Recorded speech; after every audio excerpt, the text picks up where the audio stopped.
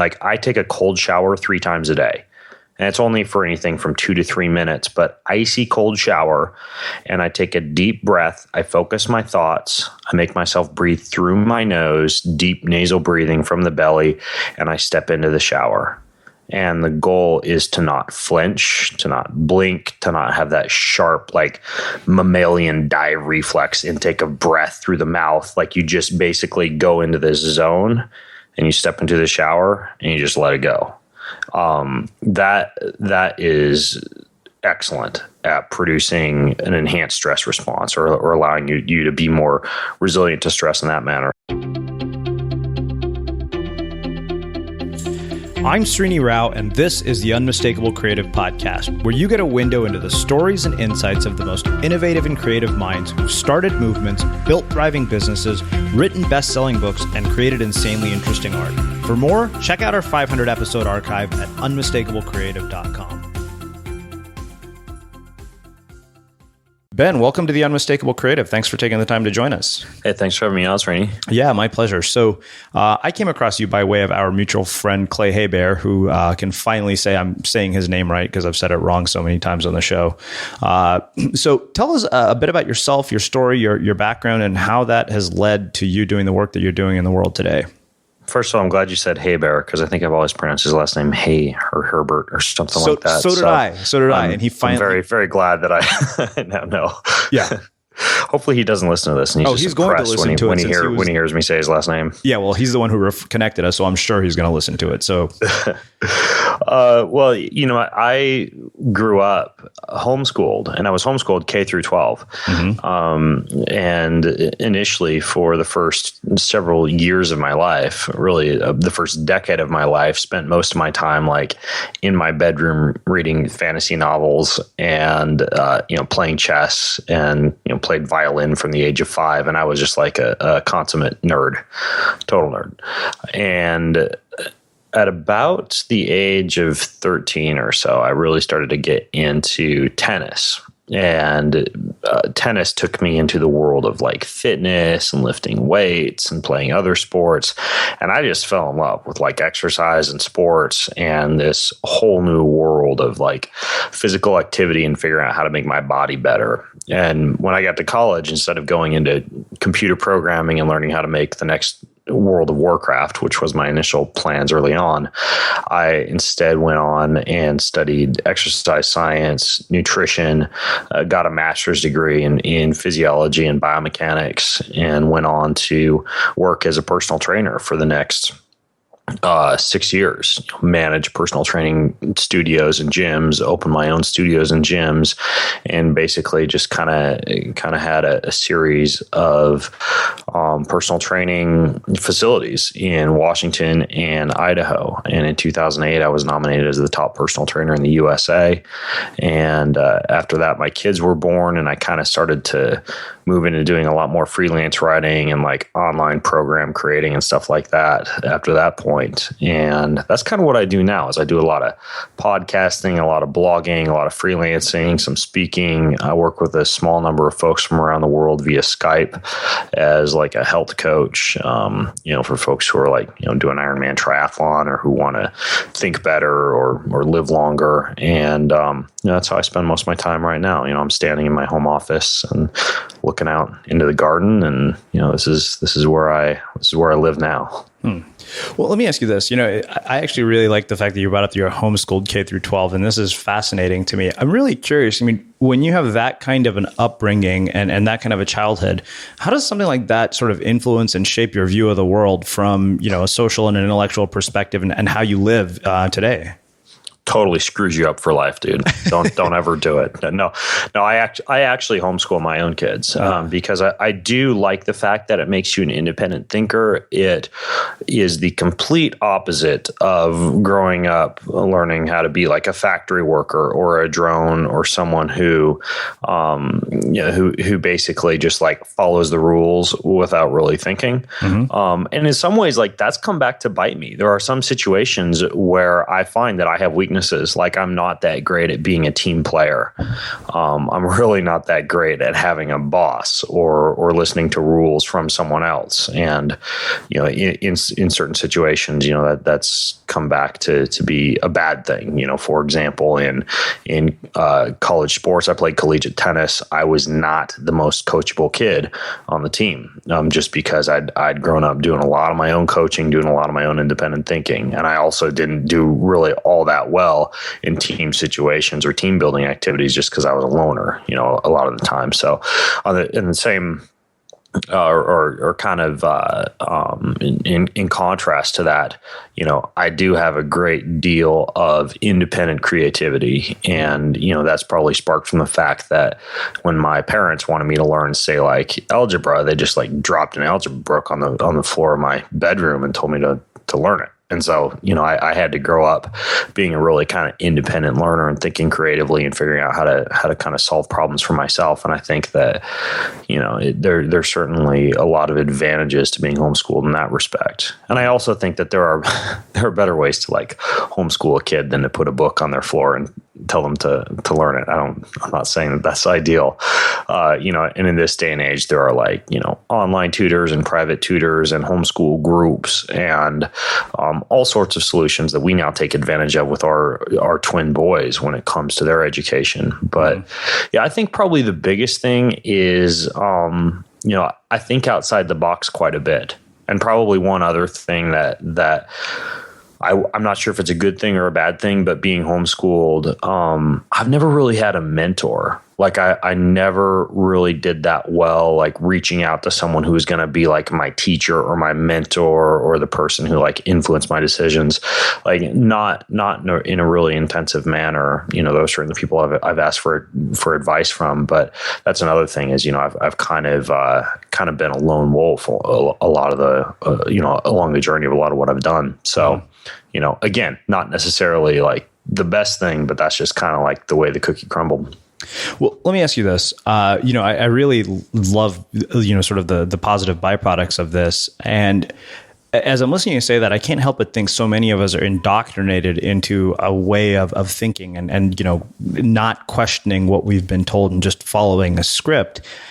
And what I'm curious about is how we cultivate our own independent creativity if we have been sort of indoctrinated into a system that was designed to turn us into factory workers. Well, I think that a big part of it is taking advantage of the huge amount of resources that are out there now to learn for yourself and to, do is like, there's a guy named James Altucher. I don't know if you've had him on your podcast, if you know who he is, but he wrote this book called Choose Yourself. And he's got great essays out there about how much college stinks and how our modern education system has its failures and how much information there is out there to be had that allows you to build your own education, via the blogosphere and via the iTunes library of academic lectures from, prestigious institutions like Harvard and Yale and Stanford. And, I think that one of the first things to do is think about getting your education beyond the classroom, delving in and using sites like Feedly to subscribe to a bunch of blogs in the sector that you're really interested in and that you have a passion for, and doing the same with podcasts and doing the same with like Kindle Unlimited for books, and basically getting really comfortable educating yourself and delving in and having a really open mind and realizing that a lot of this stuff you don't necessarily need to learn in a classroom format. I mean, sure, if you want to be a doctor, do surgery, like you should probably go, spend some time in a biochemistry lab, learning about reactions, and then eventually wind up, actually, spending a great deal of time in a hospital actually doing surgeries. But, if you're going to be a writer or an author or an entrepreneur, I mean, there are better, faster, more efficient ways to learn the skills necessary for succeeding in those ventures. I always say doctors and airline pilots, probably the only two people I don't want to have, self-educated. Although my sister is a doctor, and it's apparently the first 2 years of med school are available in iTunes.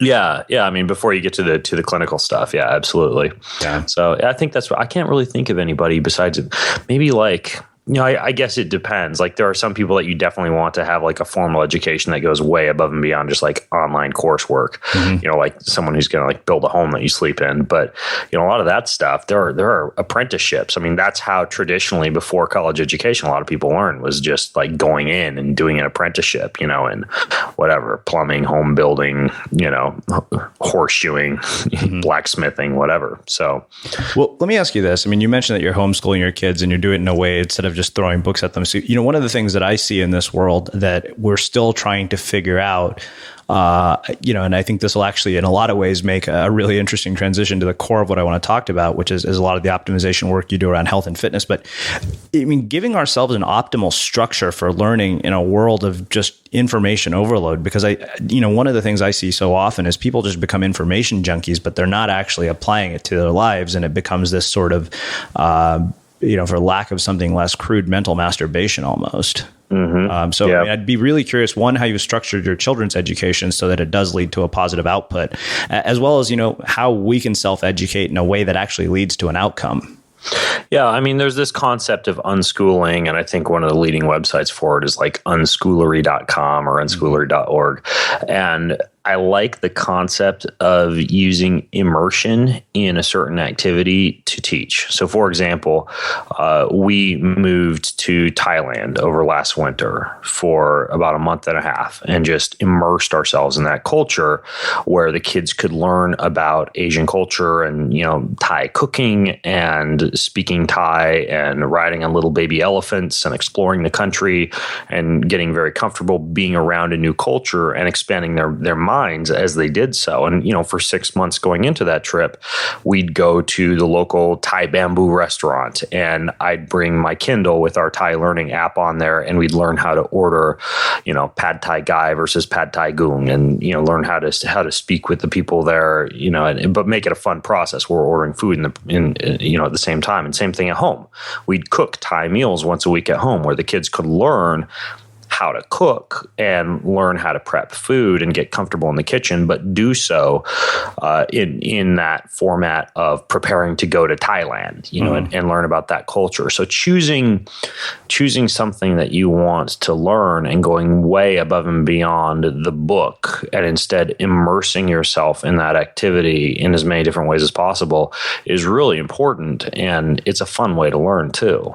So that's one thing. And we are always online on our local community calendars, looking for field trips, looking for activities, looking for like local social or community things that are occurring that allow us to tap into whatever it is that our kids happen to be interested in at the moment. So I think that that's really important, is to just immerse yourself in all the opportunities that are around you, and then like choose adventures that you can go on that you kind of have to plan for and prepare for. And I still do that in my own life. Like I've been learning how to do things like super cold water swimming and rucking with packs and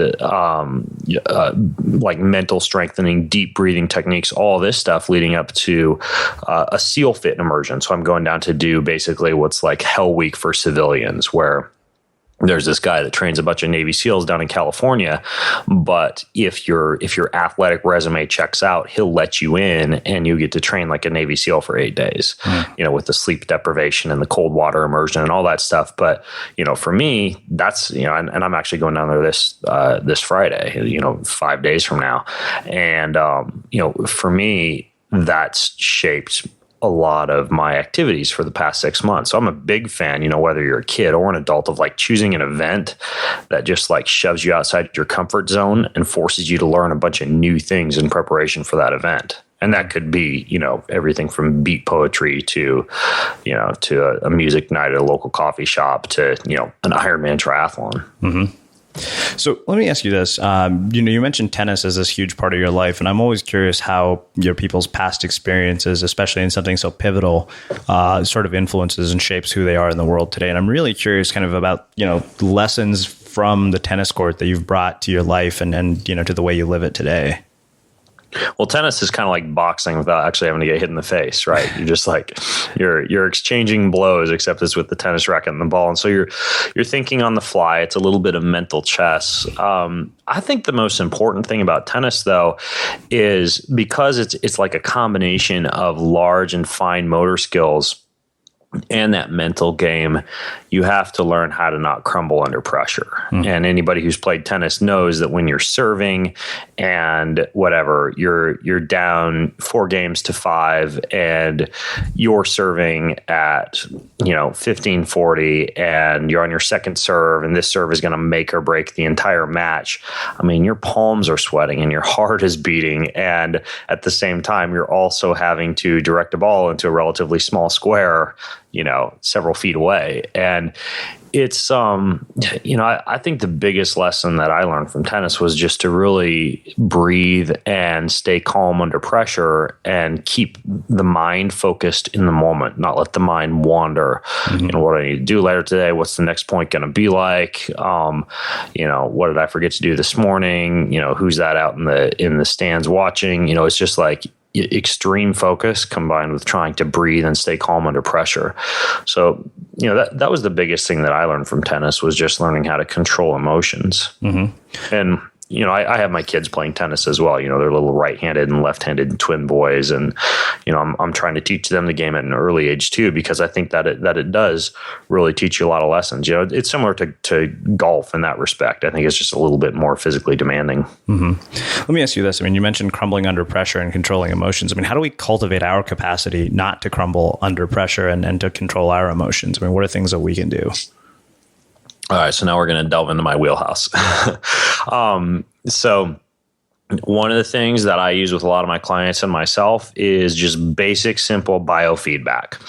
So I use a monitor called a heart rate variability monitor for this. So I have, and there's a variety of apps out there for achieving this goal. I use one called a Sweet Beat. It's this app that you download to your phone.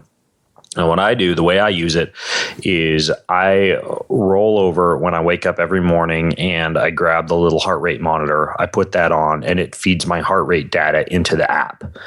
And what the app is doing is it's measuring the amount of time spent between each heartbeat.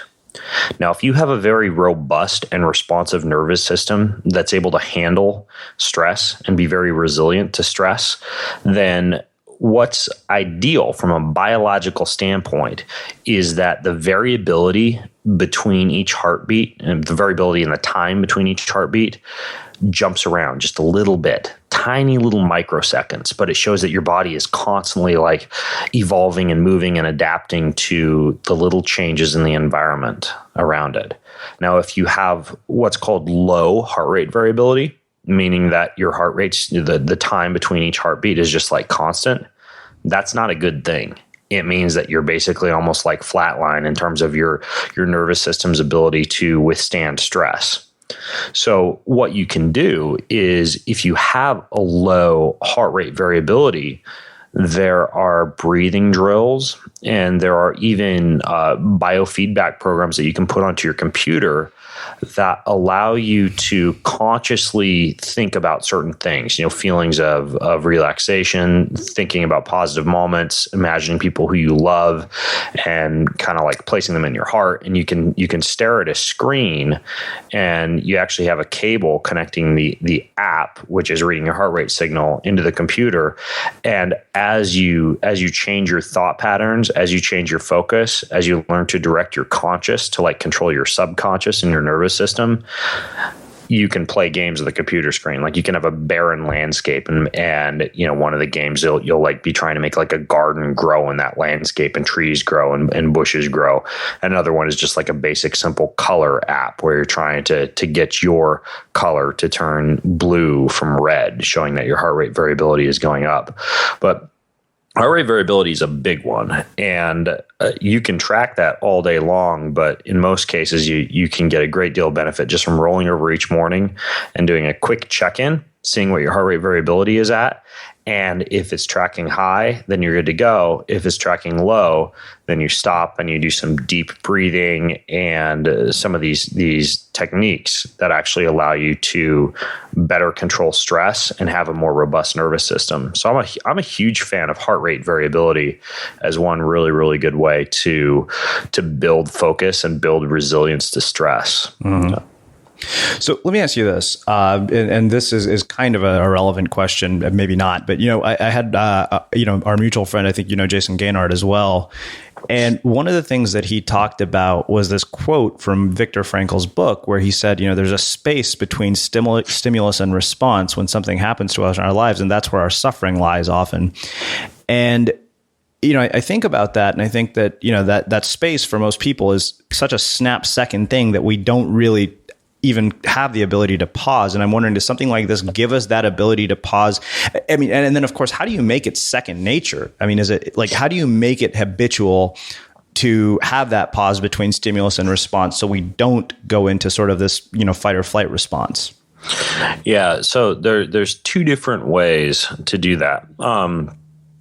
The one of the ways is through hormesis, which is mild exposures to little bits of stress throughout the day that allow your body to become more accustomed to and better able to handle stressors. Like, I take a cold shower 3 times a day, and it's only for anything from 2 to 3 minutes, but icy cold shower, and I take a deep breath. I focus my thoughts. I make myself breathe through my nose, deep nasal breathing from the belly, and I step into the shower.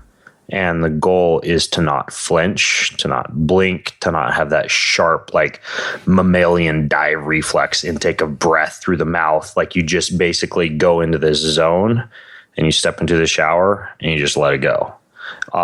That is excellent at producing an enhanced stress response or allowing you to be more resilient to stress in that manner. So I'm a big fan of that. Another example of hormetic stress would be the use of heat. You can do that in the same way. Like, I'll go to a sauna 1 or 2 times a week and treat it like one of those old Indian sweat lodges where you'll just like sit cross-legged on the sauna. Sometimes I'll bring a magazine or a book that I'll kind of read until it gets to the point where it's getting really hot, at which point it gets pretty difficult to read. And in most saunas, this takes 20 to 25 minutes before that kicks in. And your goal is to stay in there about 30 to 40 minutes, not drinking too much water, letting your body get really hot. But you get to a certain point where you want to get out. Like, you almost get into this panic mode where it's similar to like claustrophobia. You're like, let me out. It's getting very hot. And at that point, what I'll begin doing is what's called box breathing, where you take a 4 count in, you hold your breath for 4 counts, you take a 4 count out, and you hold your breath out for 4 counts. And you're doing all this through your nose, this deep nasal breathing. The reason you don't do it through your mouth is because when you breathe through your mouth, that allows you to engage in shallow chest breathing. And you have baroreceptors in your chest, these little pressure receptors in your chest, that when you breathe through your chest, you get a release of cortisol. And that cortisol, that stress hormone, doesn't help you out in any type of stressful situation at all. I mean, like, its role is to allow you to run from a lion or run from a bear or whatever for very short periods of time in that scenario. But you don't want that thing getting churned out, during a work day. So that's what you're trying to train as you're sitting there in the sauna doing this deep nasal box breathing, is your ability to be able to be resilient to stress. And to allow yourself in these micro situations, like when the lion jumps out from the email inbox in your computer, for you to be able to dive into that same thought pattern that you had when you were like stepping into the cold shower, or doing your box breathing as you stare at the wall of the sauna, really wanting to get out, but forcing yourself to stay in there. Mm-hmm. That's the same mechanism that you tap into when you open up the email that is, whatever, stressing out, it's bad news, one more project for you to do that day. All of a sudden, deep nasal breathing, 4 count in, hold, 4 count out. And you all of a sudden begin to engage in that second nature when you experience emotional stress or work stress or relationship stress, not just physical stress. So I'm a huge fan of using these little hormetic stressors like cold and heat. And I mean, even exercise technically is a stressor in that respect, like learning how to how to stay calm when you're pushing around heavy weights in the weight room, or maybe when you're charging up a treadmill. You can do the same thing. You can focus your mind. You can do deep nasal breathing. You can use rhythmic breathing. For myself, like when I'm training, when I'm running, I try to breathe through my nose as much as possible for the same reasons that I outlined earlier. But the same thing, all of that allows you to become more resilient to stress when it occurs in other situations in your life. And finally, that app that I mentioned, that Sweetbeat app that I use, and most of these other heart rate variability apps that are out there, they have things like breath pacers on them, where if you're wearing a heart rate monitor that is gathering data about stress from your heart rate, if it detects that your heart rate variability is dropping or that you're becoming stressed, it will start to vibrate, or it'll make a little sound. It'll bring up the breath pacer, and the breath pacer is just a rhythmic pacer. So you look at it and you breathe in as it goes up, and you breathe out as it goes down, in as it goes up, and out as it goes down. And eventually, once your heart rate variability returns back to normal, the breath pacer goes away, so that screen disappears, and then you can go back to your workday. So sometimes it can be helpful to kind of wear these things all day as you're first getting used to your stress response and how to control it. Wow. I love this. This is just really, really brilliant stuff. Let me ask you this. I think I love the fact that this becomes second nature. One thing that I see, and this is just from personal experience, is that I tend to become consumed by one thing that's stressing me out. Whatever it is, it could be something related to the business or some bad news or whatever it is. How do you keep yourself from going? I mean, does this help with something like that as well? So I don't know about you, but vacuuming is not one of those things that I ever look forward to doing. But as you know, your environment has a huge impact on your creativity. So I still like it to be clean wherever I'm living and working. But now it doesn't have to be something that you deal with. If you're like me and you grew up in the 80s, you probably fantasized about the day when cleaning your house would be like it was for the Jetsons, meaning you don't have to lift a finger. Well, the good news is that we're already kind of living in that future. And the easiest way to make sure your floors are clean every day is with the iRobot Roomba Robot Vacuum. It cleans up after itself. The Clean Base automatic dirt disposal takes convenience to a new level, automatically empties its own bin into an allergen lock bag that holds 60 days of debris and traps 99% of pollen, mold, and dust mites, so you can forget about vacuuming for months at a time. Let the Roomba clean for you instead. It learns your home, finds dirt, and empties itself on its own. It's got powerful cleaning performance made effortless. Remember, if it's not from iRobot, it's not a Roomba. To learn more, go to irobot.com/unmistakable. That's a good question. I guess if you got one thing that you simply can't get off your mind, and this is just speaking from personal experience, what I found to work for me, and I don't know if this would actually work for other people, but I get away. I have a guitar in the room outside my office, and there's actually, it's kind of like Guitar Hero. And for some reason, this just takes me away and allows me to check out and completely forget that problem. But it's called, I don't have my phone in here, else it's like the Rogue app, I think it's called. But it's this guitar app, but it's like Guitar Hero for your iPhone. So what it does is, you sit there and play your guitar, and you don't have to have it plugged in or anything, but it detects whether or not you're hitting the actual notes that it's playing on the screen, and it's showing the fingers. Have you seen Guitar Hero, the screen from Guitar Hero? And you're sitting there just playing, and it has anything from 5 to 10 minute tunes that you're playing, and you're trying to amass points and get a score and keep your percentage up above 90%, so you're hitting most of the notes. I'm a huge fan of something like that totally distracts you and takes you away for getting a breather from something that's stressing you out. And then I'll return to a hardcore article or a difficult email or a web page I'm trying to copyright or something like that. And it's I push the reboot button on my body after I do that. It's kind of similar to going for a run or stopping to exercise, which is also great, but you're not getting sweaty and you don't have to shower and you don't have to put your shoes on. So, if you have access to music and being able to do something like that totally takes your mind off of the activity, that can be one really good way to do it. Another thing that kind of acts similarly to exercise, and there's a lot of these devices out there now, but they're like breath training devices. Mm-hmm. And it's like a quick workout for your lungs.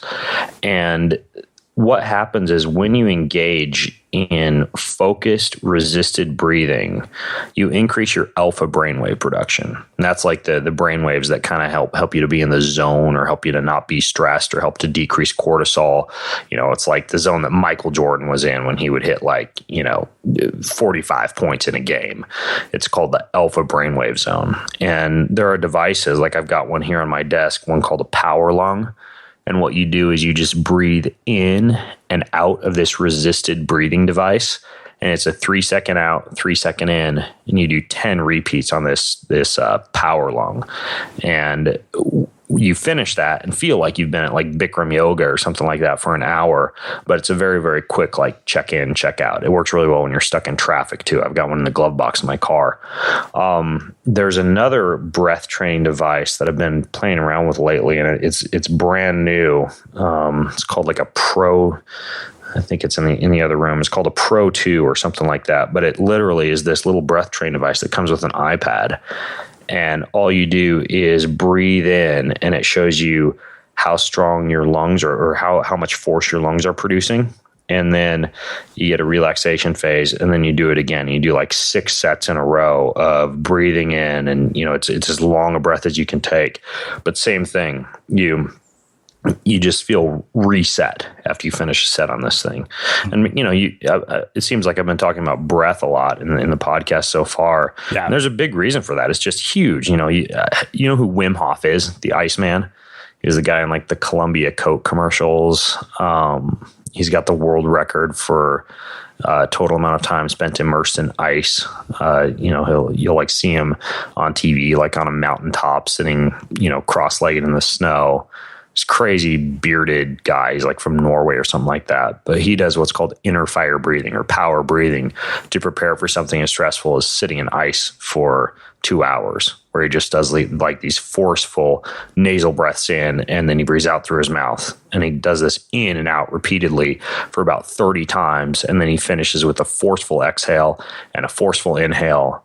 And then he steps into the ice, right? Like he steps into the stress. And that's all it takes for him to literally heat up his body from the inside and help him to be able to handle that.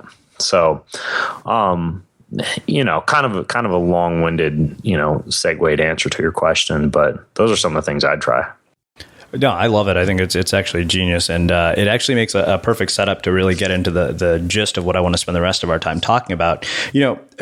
When you in your intro, you said really what you're looking at is how we use health and fitness to think better and live longer. We've talked about breath, so let's talk about it in other areas, because I know there's a bunch of other crazy stuff that you're into. From a health and nutrition standpoint, and also I definitely want to spend a little bit of time talking about smart drugs at the recommendation of my friend Matt. Okay. So what's your question?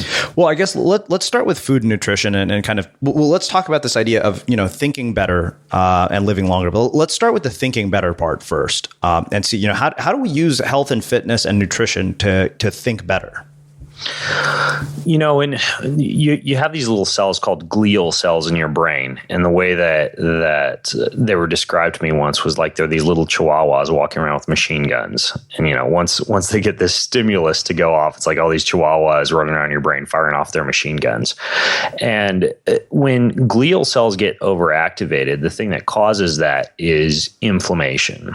And neural inflammation is a huge issue in people, and it's what you feel when you have brain fog or difficulty focusing, or even feel like you're forced to task switch repeatedly throughout the day. Some of that can be simple trained ADD by you engaging in multitasking, because the brain is programmable in that respect. But it's also just a state of brain inflammation. Some of the things that can cause brain inflammation or like neural cell degradation, or just lack of healthy neuronal tissue in the brain, one would be omega-6 fatty acids, excessive intake of omega-6 fatty acids, particularly from vegetable oils. Like I was at the airport flying back from San Francisco yesterday, and I go to like the healthy food section of the little news store at the airport, and it's got like, the wasabi peas cookies and the gluten-free bars and the gluten-free snack mixes and, like the apple chips and all the stuff that's supposed to be healthy at the airport. And if you turn over and you look at the label on the back, like the two major components that cause full body inflammation and brain inflammation are in there. Almost every one is either packed with canola oil or sunflower oil or safflower oil, or else it's got another thing that causes what's called glycation in neural tissue, meaning cane sugar, organic cane sugar, agave syrup, maltodextrin, like all these little secret names for sugar. So cleaning up vegetable oils and cleaning up processed sugar sources from your diet are two of the most important things that you can do to shut down brain inflammation. And, the reason I brought up the example of the healthy foods at the airport is because the sad thing is a lot of things that cause brain inflammation we're eating and we think are healthy, like, stir fry from P.F. Chang's and like, the healthy snack pack foods that you get at the grocery store. It's like most of those are drenched in brain inflammation producing oils, because oils are very, very capable of crossing the blood-brain barrier and, particularly the oxidized fats and causing these type of issues. So that would be one thing. Mm-hmm. And then the other strategy when we're talking about things from a nutrition standpoint, kind of less of an omission and more of a commission, would be consuming foods that encourage healthy neural tissue and in particular the ability to have really, really good nerve transmission. So if you look at like the sheaths that surround your nerves that allow nerve signal transmissions to travel down a nerve, they're called myelin sheaths, and they're comprised of fats. About 30% of a myelin sheath is comprised of what's called oleic acid, which, as the name would imply, comes from olive oil. So using a lot of these really healthy plant-based oils that are cold processed and really naturally derived, super important. So you've got like, extra virgin olive oil, some of like the artisanal olives from the grocery store. Those are really good, as are avocados and avocado oil. Raw seeds, raw nuts, not like the roasted, heated stuff, not the trail mixes, not the nuts and seeds you'll find in cereals, but just like raw seeds or raw nuts. Or we even have like a dehydrator on our kitchen counter. So we'll dehydrate them, soak them first overnight and then dehydrate them to make them a little bit more digestible. But like, dehydrator is a very, very low heat method of cooking. It doesn't oxidize the oils and the fats and the nuts the same ways you're going to find in like canola oil and sunflower oil, stuff like that. So really, really good, healthy sources of fat. Wild caught fish. I'm a big fan of fish oil. I like that for brain health. I take about 4 to 6 grams a day of fish oil on any day where I'm not eating like a good big serving of cold water fish or like some salmon or something like that. The fact is that a low fat diet is one of the worst things you can do for brain health and for nerve cell transmission. And there's even some evidence that once your total cholesterol drops below 200, your IQ drops. And so all of these drugs and methods to lower cholesterol really aren't doing people much of a favor when it comes to their neural health, because cholesterol is only dangerous in the presence of inflammation from a couple of those sources I talked about, like vegetable oils and sugar, or if your cholesterol is what's called small oxidized cholesterol particles, which are really very, very easily able to dig into endothelial cell walls and cause like atherosclerosis and plaque and things like that.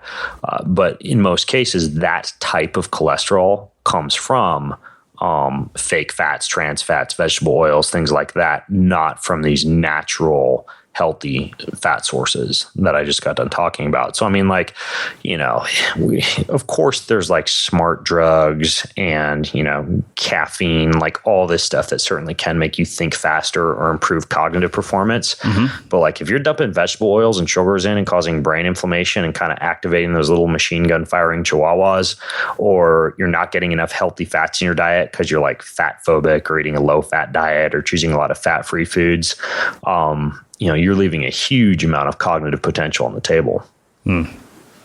Well, I think that makes a perfect setup to talking specifically about cognitive potential and smart drugs, because this is something I'm personally interested in. I know it's kind of all the rage on the internet at the moment. I mean, it seems like a lot of people, when you hear Tim Ferriss talk about some of his work with it, I know that I've heard you talk about it on your shows, and my friend Matt he said, you got to ask Ben about smart drugs because I'm sure he'll have some pretty interesting stuff to share.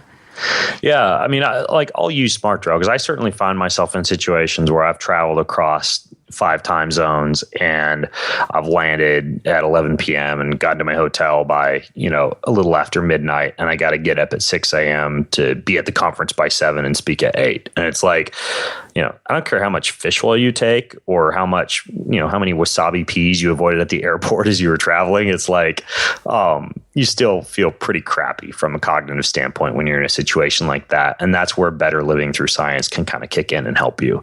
So I certainly will use little stacks in a situation like that. And I use different things in different situations. For example, one stack that is particularly useful for very long cognitive performance scenarios, like where you're jet lagged, you're low on sleep, but you have to be at a conference all day. And it's not just like you're speaking and going back to the airport. It's not just like you're talking for a half hour and you're gone.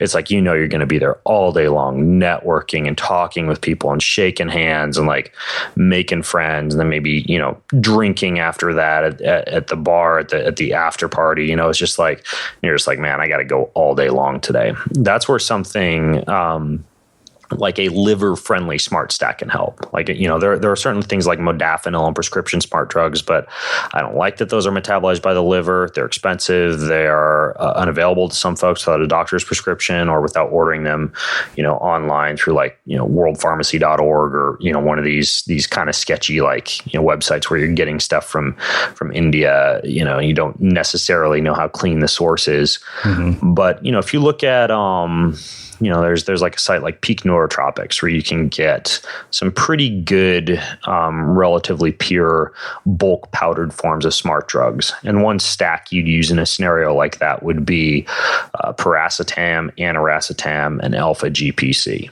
So the racetams are a component of chemicals that will increase brain activity and nerve cell transmission.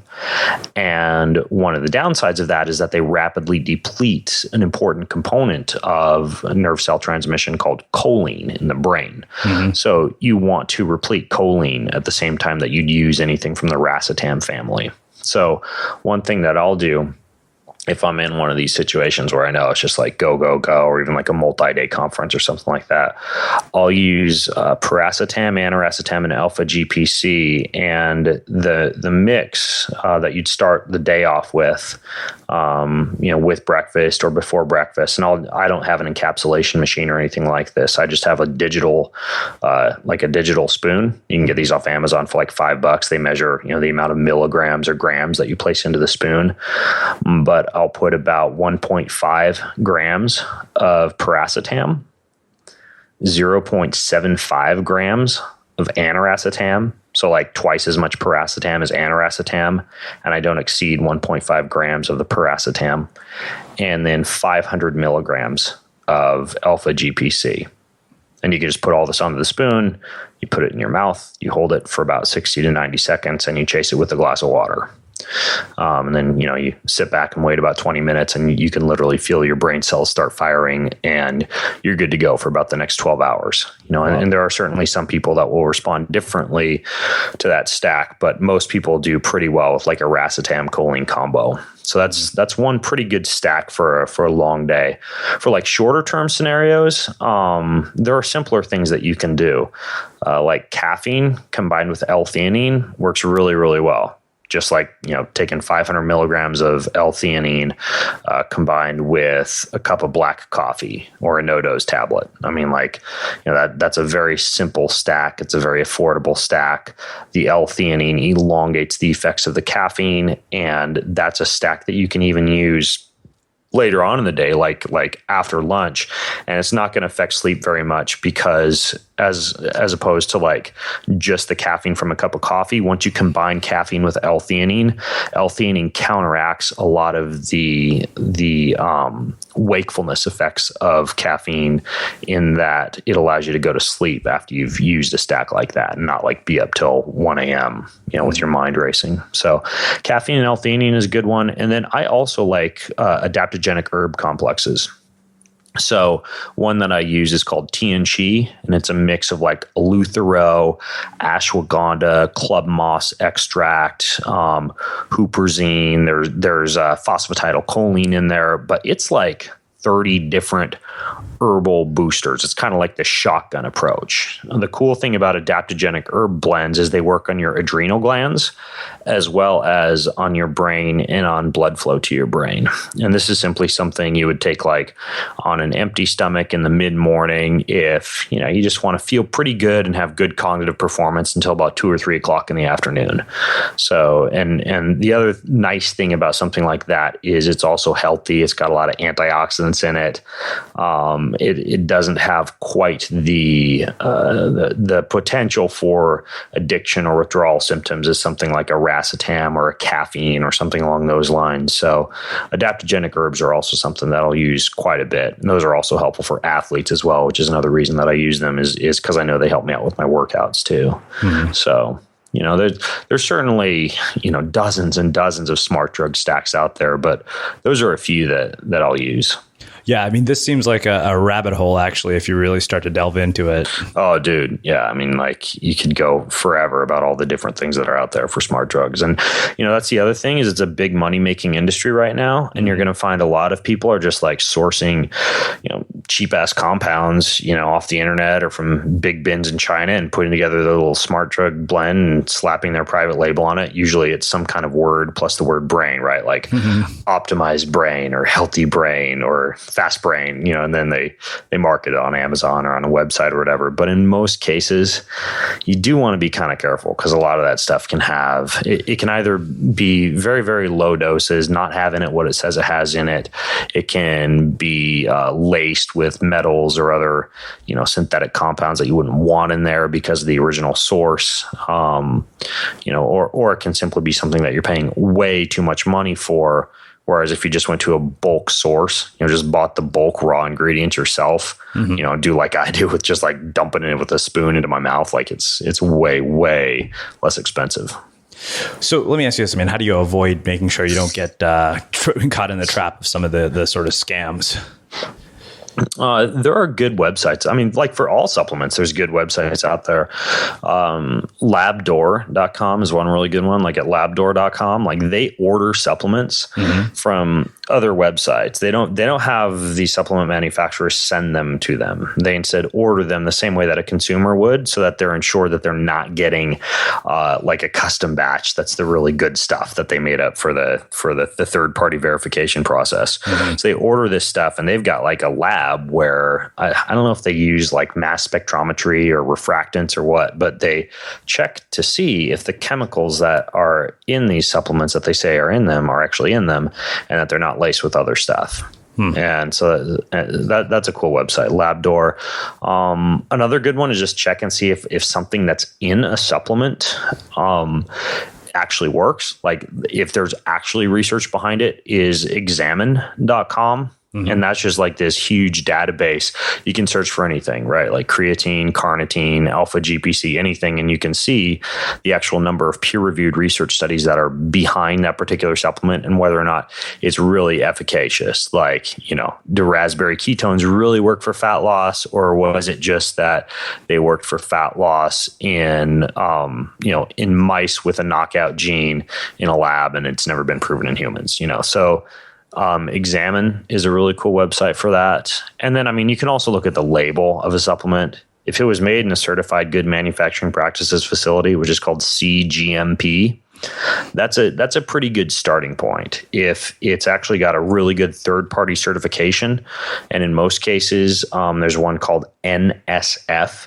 That's really, really good because the NSF certification means that athletes can take it and pretty much know that it's got a bulletproof guarantee. It's not going to have steroids, things that'll get them popped for doping at the finish line or at a game or something like that. NSF is a really good one as well. Like all the athletes I coach, I have them look for NSF supplements. And that just means that the supplement company had to pay out a boatload of money to actually get third-party verification that's legit. So, but if you're just like buying some cowboy supplement off the internet because they had a cool website and showed some celebrities on the website, it's like you're playing with fire. So, I'm a big fan of making sure you get the pure stuff. I would imagine. Well, Ben, this has been really, really fascinating, as I expected it would be. And I think our listeners are going to learn a lot from this. So I want to close with my final question, which is a little bit different and sort of a shift in gears from what we've been talking about. And this is how we close all our interviews here. What do you think it is that makes somebody or something unmistakable in the world today? Unmistakable. How would you define unmistakable? That's a good question. Well, I mean, I have my definition of it is doing something that only you could do in a way that only you could do it. Okay. Gotcha. And how would you make something unmistakable? Yeah. Or what do you think makes somebody or someone unmistakable? I think probably one of the biggest things is that you've spent time in the trenches. So like in my industry, for example, there are a lot of like personal trainers and exercise professional nowadays who went straight from like high school to the internet or from college to the internet and just like skipped the part about, spending 5 to 10 years in a gym, sweating and working with, hundreds of different types of bodies and seeing how people responded and being there, watching the biomechanics and seeing people move. And there's a big, big difference between like reading what somebody wrote on a blog who has never spent that amount of time in the gym versus someone who's actually spent time in the trenches. I mean, and same thing with events. Like I coach people for triathlons. I've spent 10 years doing Ironman triathlon out there, like sweating and bleeding and trying out all these different nutrition protocols and seeing what gave me liquid diarrhea, halfway through the bike ride versus what didn't. And, just like, going out there and getting my hands dirty. Probably not a very beautiful visual for folks, but, I think that really one of the biggest parts of somebody or something being unmistakable is that there's experience there, right? Yeah. Proven experience, and they're not just some, show pony, on the internet with a nice website because they paid the money for the website, or they've got a pretty face but never actually went out there and spent time trying stuff out and experimenting. So, and that's why I love my job, because I experiment, I get to try stuff out. I pretty much live my life as a human guinea pig and then go out and write about it, tell people about it. And, sometimes I mess up and I've certainly spent some sleepless nights from trying out a smart drug stack that kept me up way longer than it was supposed to, for example, or I've even had some histamine reactions to stuff where I couldn't work out for a few days because my body would literally like break out in hives and itches from something that I'd taken that I didn't realize how to pronounce histamine response if you're like exercising in the heat. Like these are the things that you find out when you're out there in the trenches doing it. So I would say that a big part of being unmistakable is just like getting out there, getting experience, putting in the hard work, doing the hard things, spending time in the trenches. Awesome. Well, I think that makes a perfect way to sum up our conversation. Well, Ben, I can't thank you enough for taking the time to join us and share some of your insights with our listeners here at the Unmistakable Creative. Dude, thanks for having me on. That was fun. Yeah, absolutely. And for those of you guys listening, we'll wrap the show with that. Thank you for listening to this episode of the Unmistakable Creative Podcast. While you were listening, were there any moments you found fascinating, inspiring, instructive, maybe even heartwarming? Can you think of anyone, a friend or a family member who would appreciate this moment? If so, take a second and share today's episode with that one person, because good ideas and messages are meant to be shared.